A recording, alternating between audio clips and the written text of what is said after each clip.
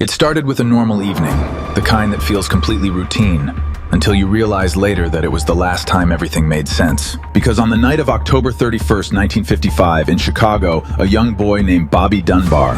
And that confusion itself tells you how easily identities can blur in cases like this, but this story is about young boy. And how the idea of a missing child can spiral into something far darker. Because tonight's case centers on a child who vanished, and a truth that remained hidden for decades. A story that will make you question not just what happened, but how easily reality itself can be rewritten. So stay with me, because as this unfolds, you'll realize that this isn't just about disappearance. It's about identity, deception, and a mystery that took nearly a century to unravel. It begins with a family, a quiet setting. And then suddenly, without warning, a child is gone, the panic sets in, the search begins, authorities are called, and what follows is a desperate attempt to recover what was lost. But in this case, something unusual happened. Something that doesn't fit the standard narrative of a missing child. Because when an African-American boy was eventually found, the question wasn't just where he had been, but who he really was. And that single question would turn this case into one of the most unsettling identity mysteries in history. Because the child who was returned to the family may not have been their child at all. Imagine that for a moment. The relief of finding someone you believe is your lost child. The emotional reunion. The sense that the nightmare is over. But then, only for doubt to begin creeping in, small details that don't align, behaviors that feel unfamiliar, physical differences that are hard to ignore. And yet, in the face of hope and desperation, those doubts are pushed aside, because the alternative is too painful to accept. And that's exactly what happened. As time passed, questions emerged. Accusations were made. One family claiming he was theirs, another insisting he belonged to them.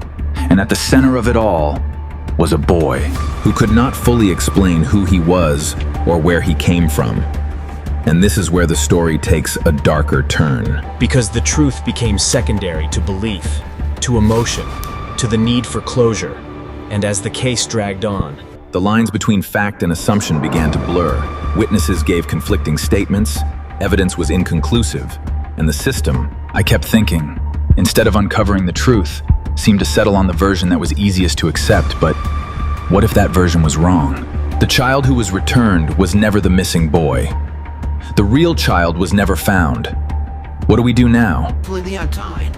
And the entire story that followed was built on a mistake, or worse, a deliberate deception. The case was revisited. DNA testing provided answers that had been impossible to obtain before.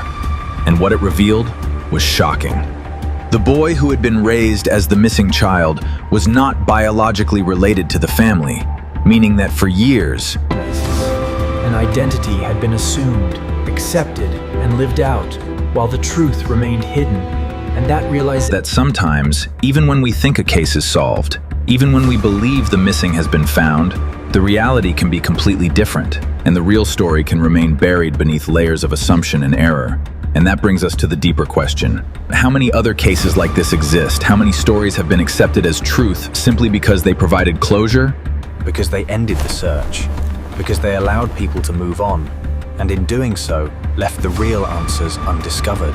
The theories surrounding this case are complex. Some believe it was a genuine mistake, a tragic misidentification driven by hope and limited investigative tools. Others suggest the possibility of manipulation, that someone knowingly presented the wrong child, that the system failed to challenge it, that the truth was overlooked in favor of resolution. And then, there's the most unsettling theory of all. That the real child's fate was never uncovered. That somewhere, in the shadows of this story, lies a disappearance that was never solved. Hidden behind a narrative that seemed complete, and as you think about this, consider the implications, because this isn't just about one case. It's about the nature of truth itself, about how easily it can be shaped, influenced, and even replaced. And that's what makes this story so chilling, because it suggests that sometimes the mystery isn't just what happened, but what we choose to believe happened. And as we reach the end of this story, one question remains. If the child who returned wasn't who everyone thought he was, then what really happened to the original child? Where did he go? What became of him?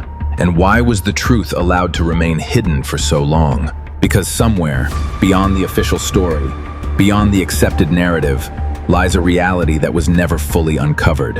And until that reality is understood, this case will remain not just a mystery, but a reminder that sometimes the most unsettling truths are the ones that were hiding in plain sight all along.